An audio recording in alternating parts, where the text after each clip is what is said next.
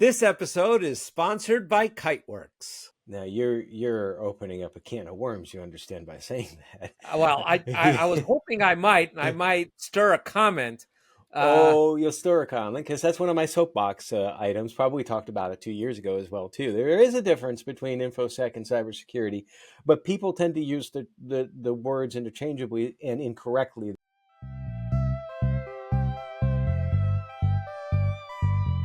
Hello, everyone. Welcome to another episode of Dark Rhino Security Confidential. This is your host, Manoj Tandon, and I am joined by a Security Confidential alumni, Mr. Greg Schaffer, who has his own podcast, the Virtual CISO Moment. If you haven't checked it out, please do check it out. It's a really good show with a lot of knowledgeable information exchange there.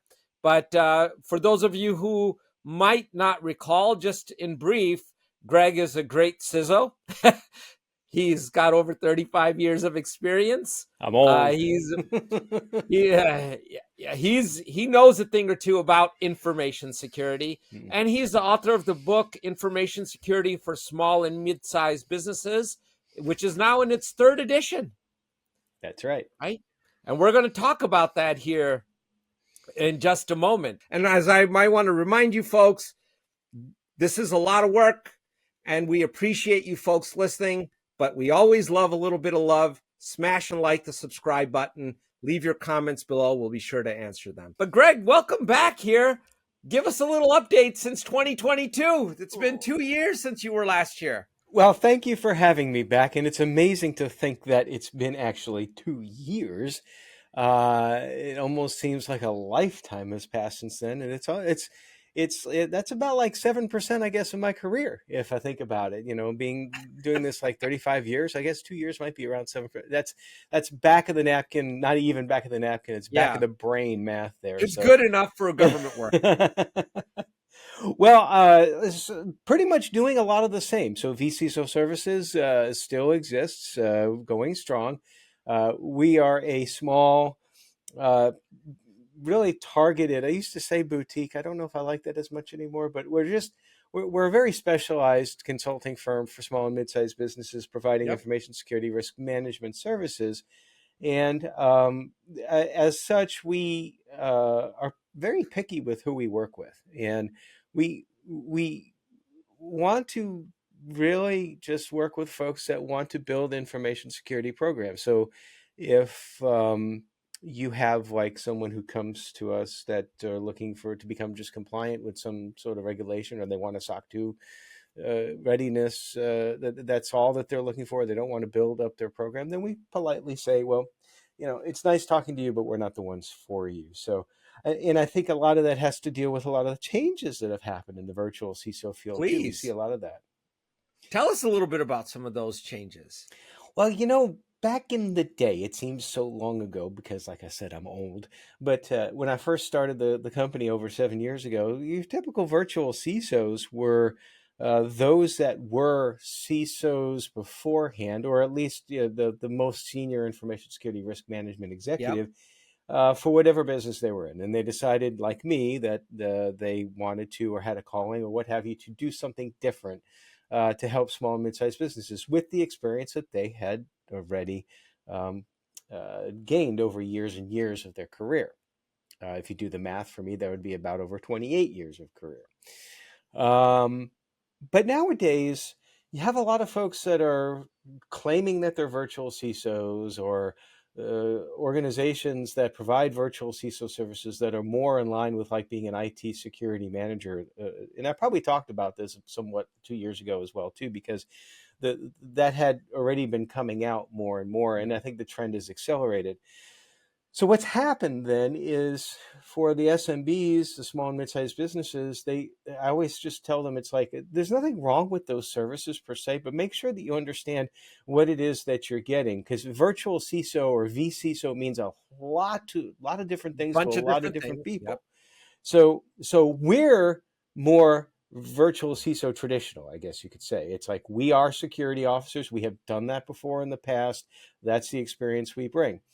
But again, like I said, there's nothing wrong with some of the others out there that it's just a different type of service. But even that's starting to change now too. You're starting to see a split between those where I think actually it's going back the other way, where now businesses are expecting that if you're saying that you're going to provide virtual or fractional CISO services for us, they're expecting that risk management, that strategy. They're not looking for someone to manage the firewalls. See, that I'm really glad to hear you say that, because there is a whole bunch of let's manage the firewall crowd out there. And Yeah. what we have seen is, especially in the small business, the S part of SMB, they are they're often just getting cybersecurity from their MSP, Mm-hmm. and it's just a pure play technology. The effectiveness of that is fairly limited, not because they're bad people. I don't, but it's a specialized area, and they don't know how to create a multi-layered defensive architecture that actually reduces risk. Mm-hmm. It has nothing to do with capability. It's just ignorance, if you will. The knowledge base hasn't developed in them to be able to provide that service. And so especially the small business, I think, is still getting a lot of bad advice out there, Greg. I agree, and there is a somewhat of a nefarious angle, if you will, in some ways to some of this as well too. The virtual CISO field has become quite lucrative, and for good reason. I mean, you get a good virtual CISO in, whether it be me or anybody out there, they're worth their weight in gold. But you've now have some MSPs and MSSPs that offer the service, but they offer it, and I'm saying this is a minority. Let me just start out by saying the minority of MSSPs do this, but there are some that do this, and SMBs need to be aware of this, that they almost function as an inside sales rep. And let me explain how this works. Just very simple example.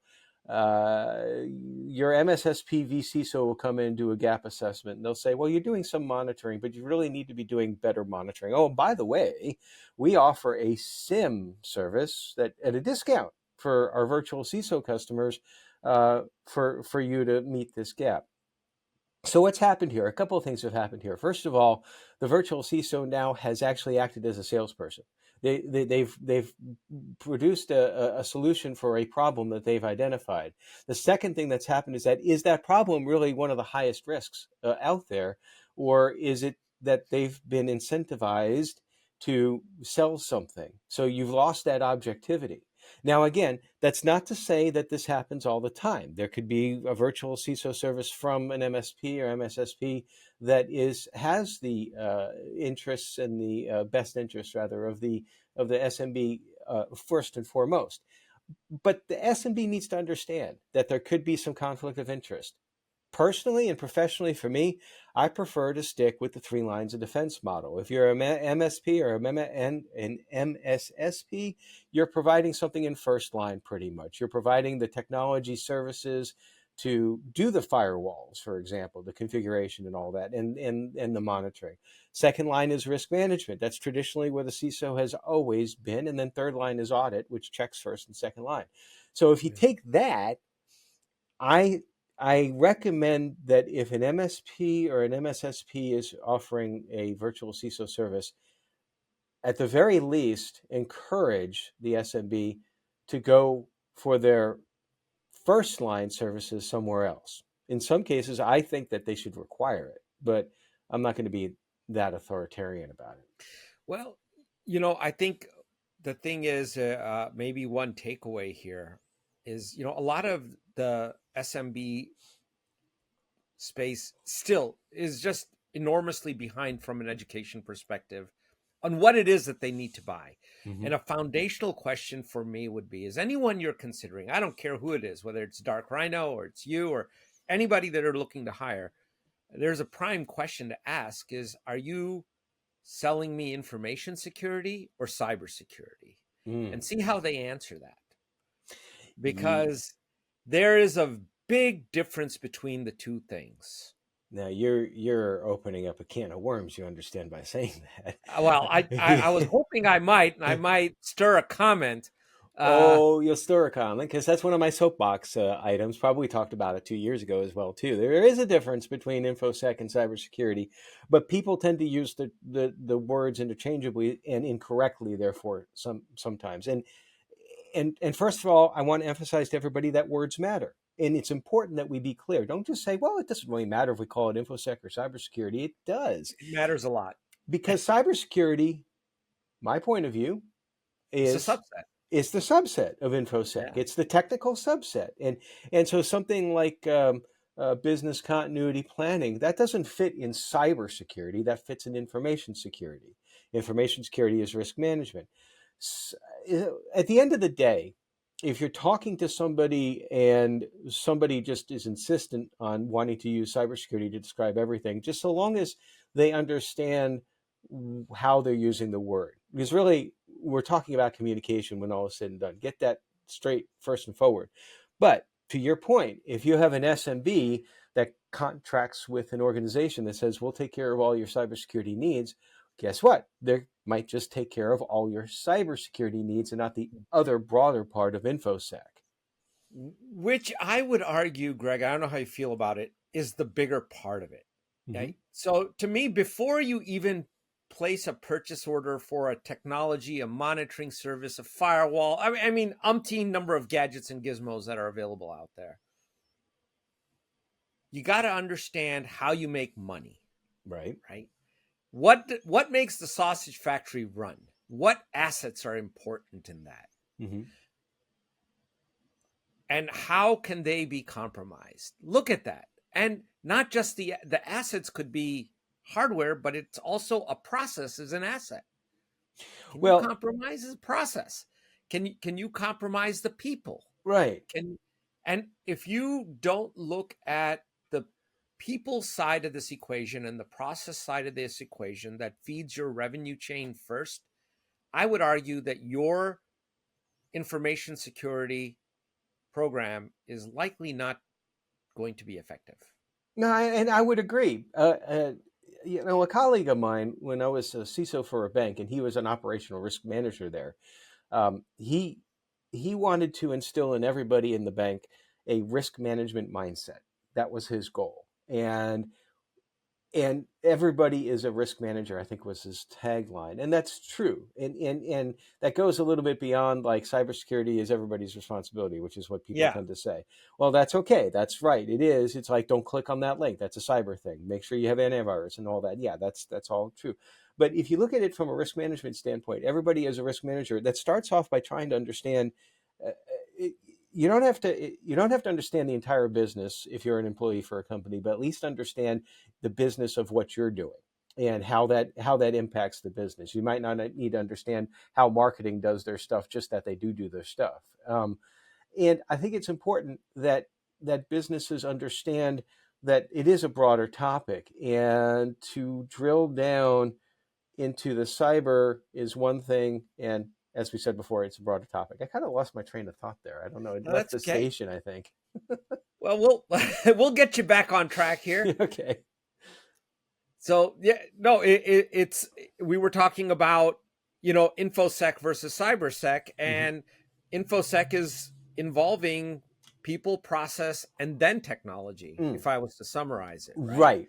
That's where we're going. If you don't address the people process part of it, you got a train wreck that's eventually going to happen. It's just a question of time. Absolutely. So now we have two train analogies there. Train has left the station, and then it's wrecked. So it's just like that's what happens when we get derailed.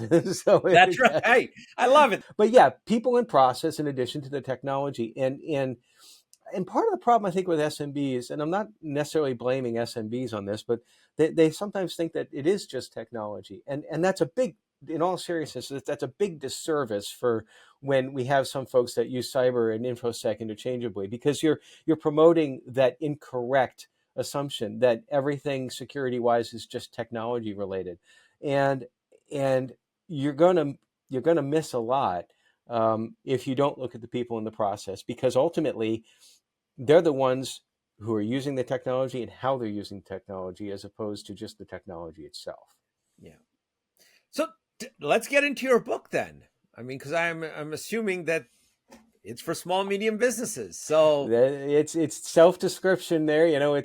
I found that sometimes if you just name something what it actually is, like vCISO services, it tends to get the message across. So information and it's not a super thick book, which means that someone can read this.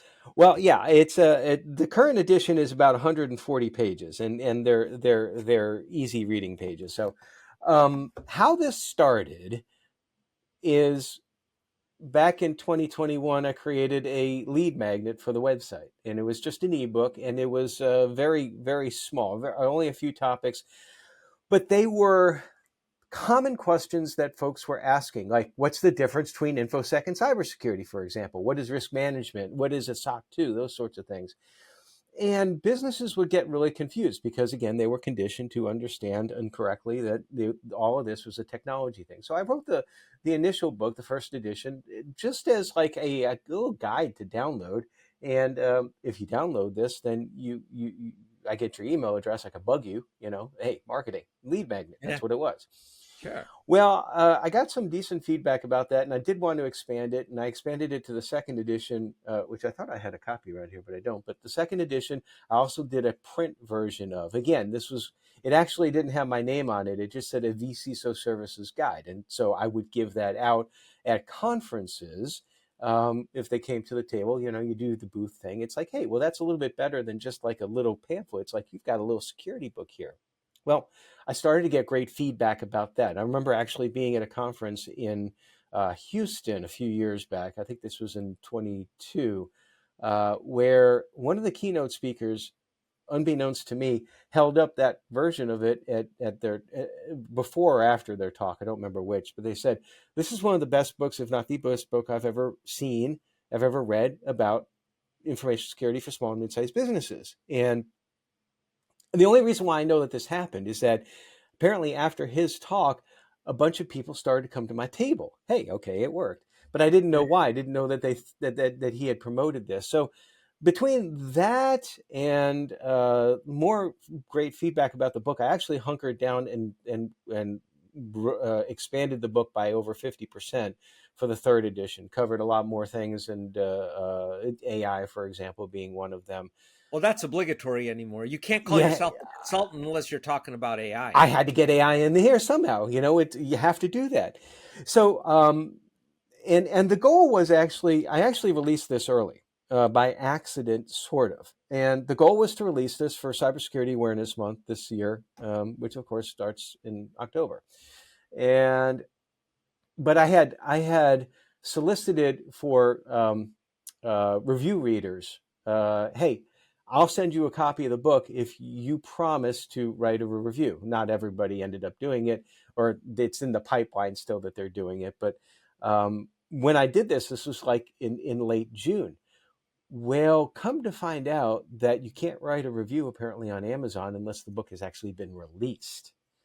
And so the reviews started to go towards the second edition, and I'm thinking, this is a marketing fail. I'm not a marketer. So it was one of those decisions, like at that hour, decided we're going to release it right now. So we did, and boom. And wouldn't you know it, it's like a couple of cool things that have happened with this thing. Please, yeah, tell us. One is that it has reached the Amazon bestseller list for technology books a few times. That only means top 100, so it's not nearly as great as it sounds. But hey, marketing, right? But also, I've gotten feedback. Shameless marketing, by the way, but that's okay.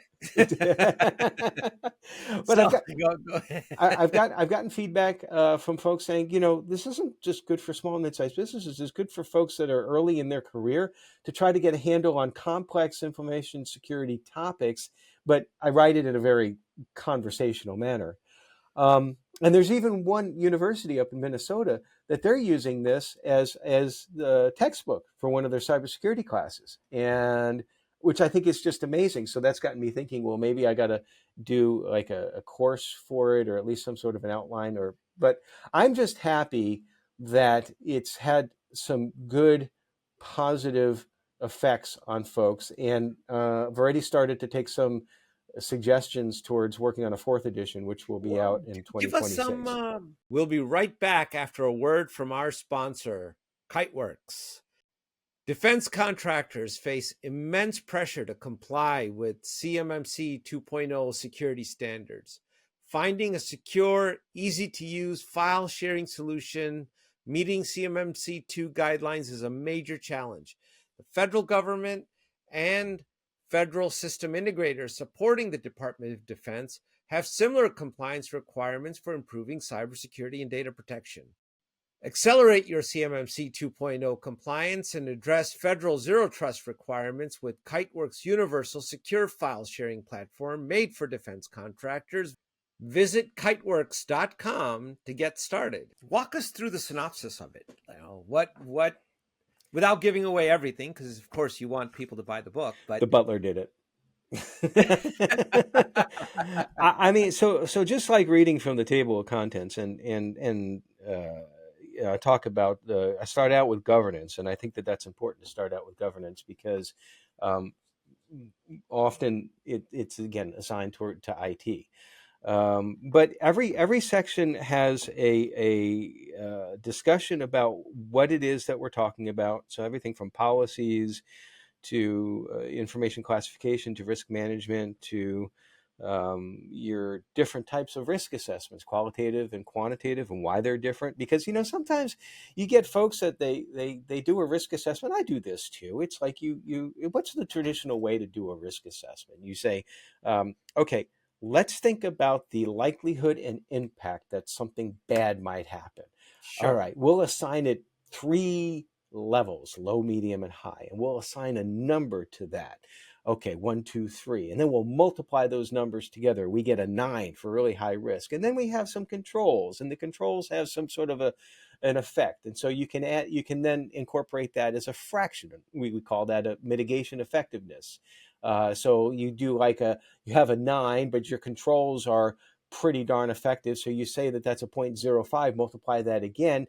Your risk that was a 9 now is a 4.5, which on your scale is a moderate. And so, but you got all this multiplication going around. But what are you multiplying? The numbers, they don't really represent anything. It's fake math. Sure, It, it's it arbitrary. It's it's just relative. right. It's a numerical representation of some subjective opinion, and which Yeah. is fine.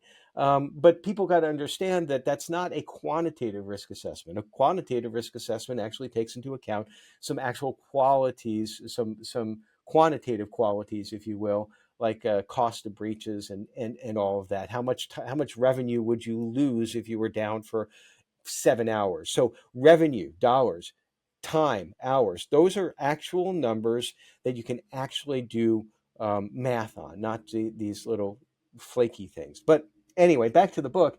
At the end of each section, I always have a two final bullets. So the bottom line, and then SMB considerations, because for folks that want to, like, okay, Greg, you just wrote a chapter about this. Why did you write it? Well, that's the bottom line.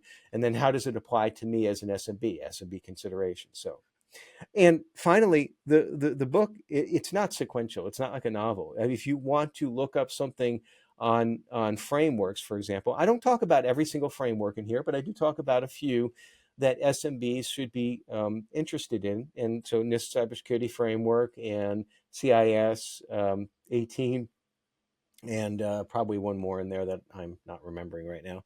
But if you never heard about these frameworks and you're like, okay, let me go over there and check this out. It explains Yep. why therefore. Uh, So would it be a good read prior to hiring a firm or a virtual CISO or a fractional CISO, or during the course of engagement? I think both. I think that for some businesses, and I'm not trying to kick any of us out of getting a client, but for some businesses, they might be fine just having a guide like this as opposed to engaging with a virtual CISO. There's it depends upon what they have, the experience that they have on staff, and the bandwidth that they have. More often than not, though, this can help those that are already engaged with a virtual or fractional CISO understand a little bit more about where where their consultant is coming from. So why are they going through this? Why is this important to the program?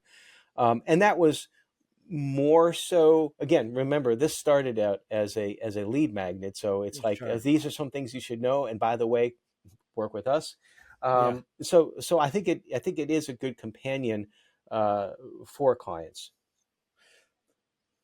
In the last couple minutes here, we still have a few things to get to, but I wanted, like, in terms of what you have seen in the 7 years that you've been doing this virtual CISO work, what are still some of the problems that continue to be sore points for you when you're looking at the SMB market? What is there a top 2, top 3 that come to mind for you? Well, yeah. I mean, one we've already discussed, that's bad advice. In fact, I think Okay. you use those words. Yeah. On the Virtual CISO Moment, I always ask what's one of the big threats to cybersecurity for an InfoSec, I should say, for SMBs, and bad advice is one of them. And then, the corollary of that is having unqualified virtual CISOs. There's a whole bunch of like more pressure for SMBs to need to engage in this sort of a service. At least they think so, because they're getting pressure from their prospects and their customers saying, "Hey, we need to know more about your security program." And certainly some official actions, like everything CMMC, for example, has Oh, prompted a lot of this. sure.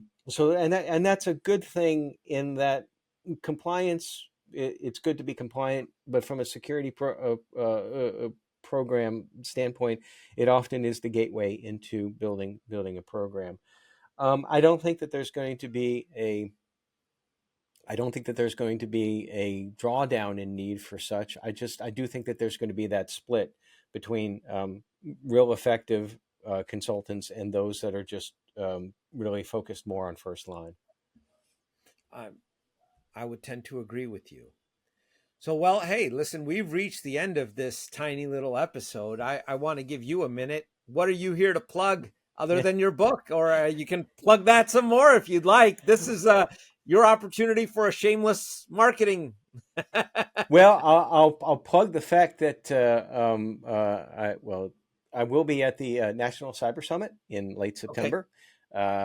Unsure when this is going to air, understanding that, so maybe I was there, and have a few other projects involved. In fact, I've been doing work with those who follow me on LinkedIn know that I've been doing work as a contributor to a couple of TV shows with Now Media. Got a project involved there that I'm not ready to really talk about yet, but I'm really excited about it. That's really cool. So we're Um, going to see you on Netflix? you can already see me on Roku, so it's because Now Media, they've 31 million is their audience, and but this is going to be something focused, hopefully, on technology. We're working on what this might look like, so more to come later. That Greg, keep up the good work, and we wish you continued success, and come back, maybe not 2 years from now. Hey, You know, I'm always happy to come back. I really appreciate being invited back on, and I just can't believe it's been 2 years. I know I've no, gotten a little bit grayer here, it looks like. So. I don't know. Well, no, I think Yeah. you've gotten a little younger, actually. When I look at the picture from the last time, maybe you got a snazzy new studio with lighting and everything. Last time you didn't have that. So, It's same place, but it's things that I enhanced for the TV thing. So more to come on that. So. well, it's all great. Well, hey, Greg, you have a great day. Appreciate you stopping by and giving us a little bit of knowledge here. Appreciate the invite, and we will talk later. Not 2 years from now, but sooner. Sounds good. Take care. Bye bye.